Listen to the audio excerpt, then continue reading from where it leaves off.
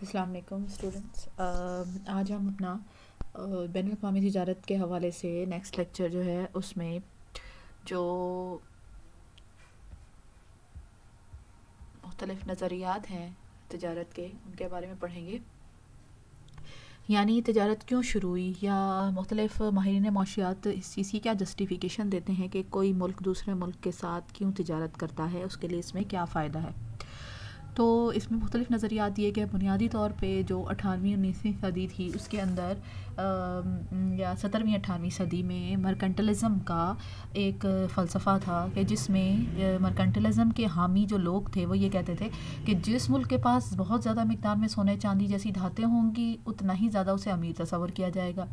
اور بین الاقوامی تجارت کو وہ اس چیز کا ایک ذریعہ سمجھتے تھے کہ اگر ہم برآمدات کریں گے تو اس سے اس کی وصولی کے طور پہ، یعنی اس کی پیمنٹ کے طور پہ ہمارے ملک کے اندر دوسرے ممالک سے یہ قیمتی دھاتیں آئیں گی قیمت کے طور پہ. اور اس وجہ سے وہ کہتے تھے کہ بین الاقوامی تجارت جو ہے وہ دولت کا سرچشمہ ہے. اور وہ پابند تجارت کے حامی تھے، مطلب کہ پابندیاں لگانا چاہتے تھے تجارت پہ کہ آپ برآمدات کر کے کمائیں تو بہت ساری دولت، لیکن درآمدات کو ریسٹرکٹ کر دیں، انہیں کم کریں تاکہ ادائیگیاں کم سے کم ہوں اور ایسی قیمتی دھاتیں ملک سے باہر زیادہ نہ جائیں. تو یہ تو بنیادی ایک نظریہ تھا، ٹھیک ہے. اس کے علاوہ جو کلاسیکی نظریے پیش کیے گئے اس میں ایک نظریہ ہے ایڈم سمتھ کا کلی برتری کا نظریہ، یہ جیسے کہ میں نے آپ کو یہاں پہ لکھ کے بتایا ہوا ہے. اور دوسرا ہے ڈیوڈ ریکارڈو کا تقابلی مصارف یا موازنہ مصارف کا نظریہ. یہاں پہ آج ہم نے جو پہلا نظریہ پڑھنا ہے وہ ہے ایڈم سمتھ کا کلی برتری کا نظریہ. کلی کو کہتے ہیں مکمل، اور برتری ہے یعنی ایک چیز کا دوسرے سے بہتر ہونا، ٹھیک ہے.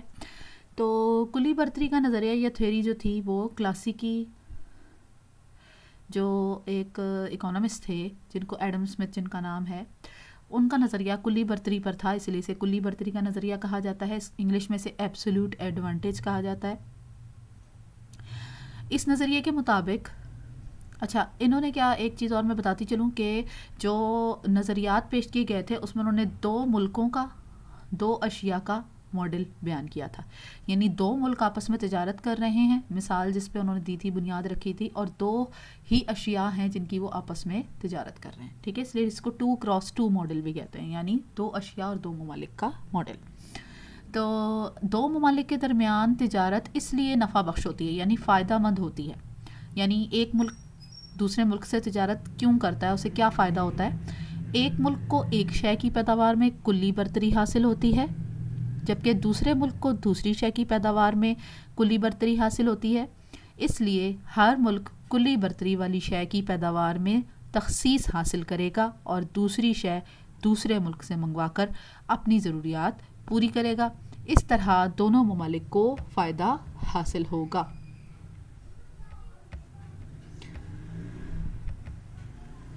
ٹھیک ہے، یہ بات جو انہوں نے کی ہے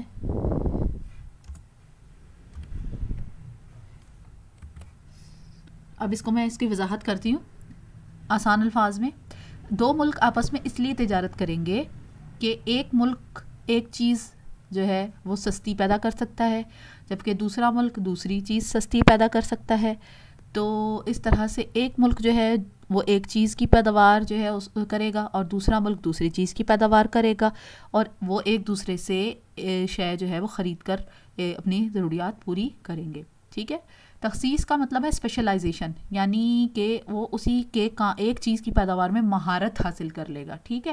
اور دوسرا ملک جو دوسری چیز سستی بنا سکتا ہے وہ اس کی پیداوار میں مہارت حاصل کر لے گا. اس طرح سے ایک ملک ایک چیز کی پیداوار کرے گا، دوسرا ملک دوسری چیز کی پیداوار کرے گا، اور دونوں ملک تجارت کے ذریعے ایک دوسرے سے وہ چیزیں ایکسچینج کر کے ایک دوسرے کی ضروریات پوری کر دیں گے. اس طرح دونوں ملکوں کو فائدہ حاصل ہوگا، ٹھیک ہے. تو یہاں پہ آپ کو یہ بات سمجھ آ گئی ہے کہ دو ملک کیوں آپس میں تجارت کرتے ہیں. اس لیے کہ ایک ملک ایک چیز سستی پیدا کرتا ہے، دوسرا ملک دوسری چیز سستی پیدا کرتا ہے، اور اس طرح وہ ایک دوسرے سے وہ چیز امپورٹ کر کے تجارت کے ذریعے ایک دوسرے کی ضرورت بھی پوری کر دیں گے، اور اس طرح ان کو فائدہ بھی حاصل ہو جائے گا. اس کی وضاحت ہم ایک ڈائیگرام کے ذریعے کرتے ہیں. ایک مثال آپ کو دیتی ہوں. اس کی مثال یہاں پہ دی گئی ہے، آپ کی بک میں بھی ہے، کہ دو ملک لیے گئے ہیں، پاکستان ہے اور ایران، ٹھیک ہے. کوئی سے بھی آپ ملک لے سکتے ہیں، ٹھیک ہے. یہاں پہ انہوں نے پاکستان اور ایران لیے ہیں، اور 2 ہی اشیاء ہیں، ایک گندم ہے اور ایک کپڑا. یہ چیزیں بھی آپ کوئی سی 2 لے سکتے ہیں جن کی تجارت ہو رہی ہو. تو یہاں پہ انہوں نے مثال یہ دی ہے کہ اگر پاکستان میں گندم کی 1 اکائی پیدا کرنے میں 10 گھنٹے لگتے ہیں اور کپڑے کی 1 اکائی پیدا کرنے میں 20 گھنٹے لگتے ہیں.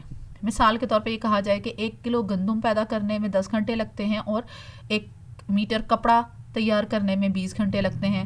تو آپ یہ دیکھ سکتے ہیں یہاں پہ. اب آپ بتائیں گے کہ گندم پاکستان میں سستی پیدا ہوگی یا کپڑا؟ ظاہر ہے آپ کا جواب یہی ہوگا کہ گندم، کیونکہ گندم کی پیداوار جو میں نے سرکل کیا ہوا ہے دیکھیں، گندم کی پیداوار جو ہے اس میں صرف 10 گھنٹے لگ رہے ہیں، جبکہ کپڑا زیادہ گھنٹے میں پیدا ہو رہا ہے. تو ظاہر ہے اس کی قیمت بھی زیادہ جائے گی، یعنی اجرت بھی زیادہ جائے گی. اور جو کپڑا ہے گندم جو ہے، گندم کی کیونکہ وقت کم لگ رہا ہے تو پھر اس کی قیمت بھی کم جائے گی. تو پاکستان کو کس چیز سستی پیدا کر سکتا ہے؟ گندم. اب ایران کا دیکھتے ہیں. ایران کو گندم کی پیداوار میں 20 گھنٹے لگ رہے ہیں اور کپڑے کی پیداوار میں 10 گھنٹے. تو یہاں پہ آپ دیکھ سکتے ہیں، یہ میں نے سرکل کیا ہوا ہے کہ ایران جو ہے وہ کپڑا سستا پیدا کر سکتا ہے. دیکھیں گندم جو ہے وہ پاکستان میں سستی پیدا ہو رہی ہے اور ایران میں کپڑا سستا پیدا ہو رہا ہے، یہ 10 گھنٹے میں، ٹھیک ہے. تو اس سے نتیجہ کیا نکلا کہ پاکستان کو کیا کرنا چاہیے کہ وہ گندم پیدا کرے اور اس میں مہارت حاصل کرے، اور ایران کو کیا چاہیے کہ ایران جو ہے وہ کپڑے کی پیداوار میں مہارت حاصل کرے. اس سے کیا فائدہ ہوگا کہ پاکستان میں گندم سستی پیدا ہوگی، ایران میں کپڑا سستا پیدا ہوگا. اب کیا کریں گے جی کہ پاکستان میں کیونکہ گندم کے علاوہ کپڑے کی بھی ضرورت ہے، تو وہ کپڑا کہاں سے لائیں گے؟ ایران سے خرید لیں گے. خود گھر میں ان کے پاس 20 گھنٹے میں پیدا ہو رہا ہے، تو باہر سے انہیں اگر 10 گھنٹے میں کی محنت کے برابر مصارف میں مل جاتا ہے تو ان کے لیے سستا ہے، ٹھیک ہے. تو وہ پاکستان جو ہے وہ کپڑا ایران سے حاصل کر لے گا. اسی طرح ایران جو ہے وہ کیونکہ کپڑا سستا بنا رہا ہے، تو ایسے میں ایران گندم کی ضرورت کیسے پوری کرے گا؟ وہ پاکستان سے گندم منگوا لے گا تجارت کے ذریعے، کیونکہ وہاں وہ سستی پیدا ہو رہی ہے جبکہ ایران کے اندر گندم مہنگی پیدا ہو رہی ہے. تو اس سے یہ نتیجہ نکلتا ہے کہ پاکستان کو گندم کی پیداوار میں کلی برتری حاصل ہے، ایران کو کپڑے کی پیداوار میں کلی برتری حاصل ہے، اور اس وجہ سے دونوں ملکوں کے لیے فائدہ ہے کہ وہ ایک دوسرے سے تجارت کرے. پاکستان گندم پیدا کرے اور کپڑا ایران سے منگائے، اور ایران کپڑا پیدا کرے اور گندم پاکستان سے منگوائے. تو اس طرح دونوں کو فائدہ حاصل ہوگا. جو چیز ان کے اپنے ملک میں مہنگی پیدا ہو رہی ہے انہیں دوسرے ملک سے زیادہ سستی مل جائے گی، ٹھیک ہے. تو اس طرح سے ایڈم اسمتھ کے کلی برتری کے نظریے کے مطابق تجارت جو ہے وہ دونوں ملکوں کے لیے فائدہ مند کب ثابت ہوتی ہے؟ جب ثابت ہوتی ہے جبکہ دونوں ممالک کلی برتری حاصل کرتے ہیں ایک ایک چیز کی پیداوار میں، ٹھیک ہے. تو یہاں پہ آپ کو میں نے آج جو چیز بتائی ہے یہ اس کا آپ کے شارٹ کوسچنس ہی آپ تیار کریں گے کہ بین الاقوامی تجارت کے نظریات کون کون سے ہیں. کلاسیکی نظریے میں 2 ہیں، ایڈم اسمتھ کا کلی برتری کا نظریہ ہے، ڈیوڈ ریکارڈو کا تقابلی مصارف کا نظریہ ہے. اور پھر اس کے بعد میں نے آپ کو بتایا کہ ایڈم اسمتھ کا کلی برتری کا نظریہ کیا ہے. اس کی ڈیفینیشن آپ کی بک میں دی ہوئی ہے، آپ وہاں سے اس کو یاد کر لیں گے. شارٹ کوسچن آپ کا یہ بھی بن جائے گا، ٹھیک ہے. اس کی مثال اگر آپ سے مانگی جائے کہ ایڈم اسمتھ کے کلی برتری کی نظریے کی مثال دیں تو آپ یہ ٹیبل بنا کے اس کی مثال بھی دے سکتے ہیں جو کہ میں نے آپ کو بتایا. میں ریوائز کر دیتی ہوں کہ کلی برتری کا نظریہ کیا ہے کہ 2 ملک تب تجارت کریں گے کہ ان کے لیے فائدہ مند ہو کہ ایک ملک میں ایک شے کی پیداوار میں کلی برتری حاصل کر لے، جیسے پاکستان گندم کی پیداوار میں کرے گا، اور دوسرا ملک دوسری چیز کی پیداوار میں کلی برتری حاصل کر لے، یعنی ایران جیسے کہ کپڑے کی پیداوار میں کرے گا، اور پھر وہ ایک دوسرے سے تجارت کے ذریعے جو ہے وہ اپنی اشیاء ایکسچینج کر سکتے ہیں اور اس سے وہ فائدہ حاصل کر سکتے ہیں دونوں ملکوں کے لیے. اس طرح بین الاقوامی تجارت نفع بخش ثابت ہوگی، ٹھیک ہے. تو یہ آج کا آپ کا لیکچر جو ہے وہ یہ ہے. اللہ حافظ. نیکسٹ کلاس میں ہم ڈیوڈ ریکارڈو کا تقابلی برتری کا نظریہ پڑھیں گے. اوکے، اللہ حافظ.